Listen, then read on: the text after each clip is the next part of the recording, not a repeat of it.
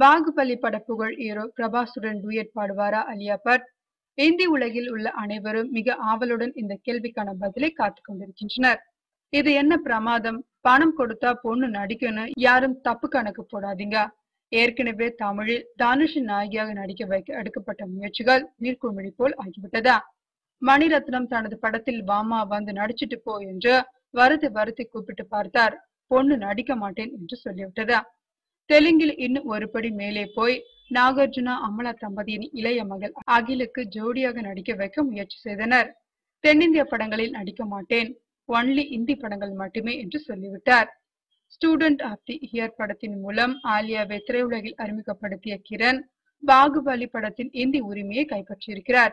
இவரின் உதவியோடு ஆலியாவை பிரபாசுடன் ரொமான்ஸ் பண்ண வைக்க தற்போது முயற்சிகள் நடந்து வருகிறதா?